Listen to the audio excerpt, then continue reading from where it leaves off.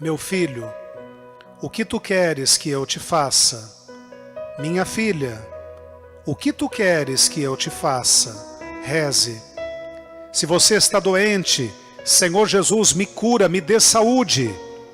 Se você tem algum vício, Senhor, liberta-me. Se você sente que demônios estão te perturbando, Senhor, afasta todo o mal da minha vida. Abençoe minha casa, minha família, afasta todo o mal da minha casa. Se você reza por alguém, Senhor, visite esta pessoa, abençoe esta vida, cure, liberte. Meu Deus, abençoe esta vida, diga o nome desta pessoa.